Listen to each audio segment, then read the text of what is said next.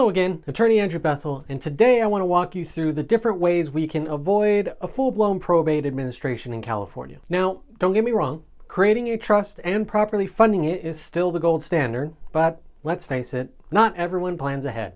Whether it's from putting it off, not knowing where to start, or just good old-fashioned procrastination, I get it. But once someone passes away, their family needs to know what tools are available to help them navigate the system, not get stuck in it. So today we're going to break down the different summary probate alternatives available in California, what they are, when they apply, and what they don't do. Let's get the why out of the way. Probate in California is expensive, it's slow, it's public. It's governed by a bunch of mandatory rules that have little to nothing to do with common sense. If an estate goes through probate, you can expect 6 to 12 months at minimum.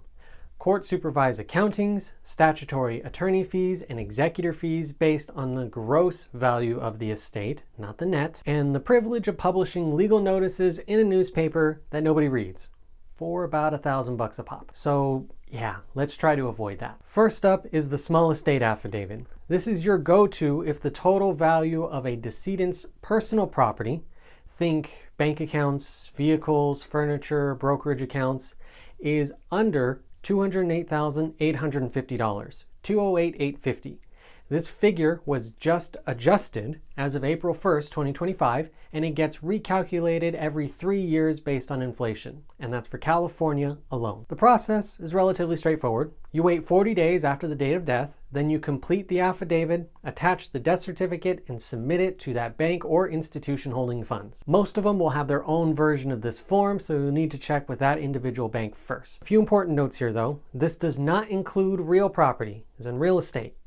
You can only use it if there is no ongoing probate and you're swearing under penalty of perjury that you are entitled to the money in the first place. If any of those things isn't true, well, then this won't work. Next, if the estate involves real estate, like a house of course, and it's under that same $208,850 threshold, you can file a petition to determine succession to real property.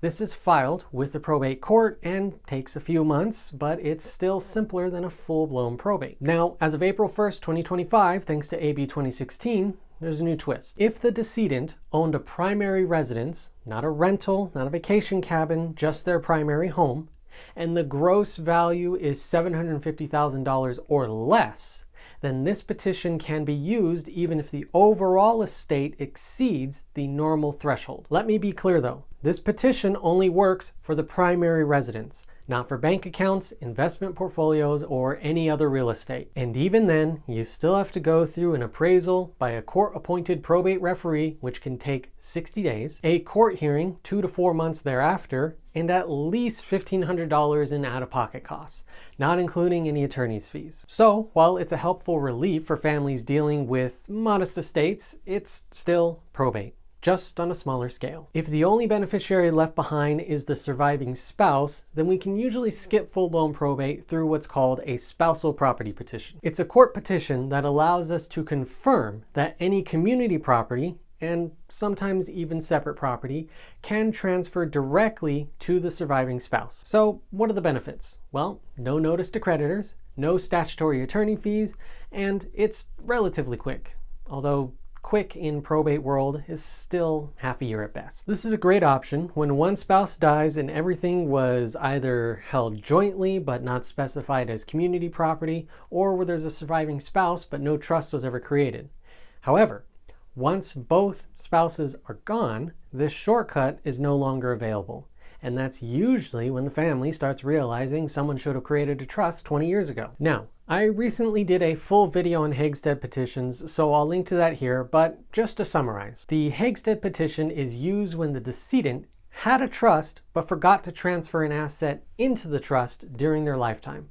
Most often, this is a house still titled in their personal name. With a Heggstad petition, you're asking the court to confirm that the decedent intended that asset to be part of their trust, even though the paperwork wasn't complete. Unlike other petitions we've talked about though, this is not form-driven. It's a legal pleading, essentially a persuasive essay to the judge, complete with exhibits, declarations, and a paper trail showing the intent. If granted, the assets get treated as if it was always a part of the trust, and you can avoid probate entirely, although you're still in probate court to get that order in the first place. Now, if none of these options apply, the estate's too large, no trust, assets aren't jointly held, or the wrong people are trying to inherit, you're going to full-blown probate. That means filing petition, publishing notice in the newspaper, mailing out notices to heirs and beneficiaries, waiting for a court hearing 2 to 4 months away from that, keeping the estate open for a 4-month creditor claim window at minimum, getting appraisals done from the probate referee,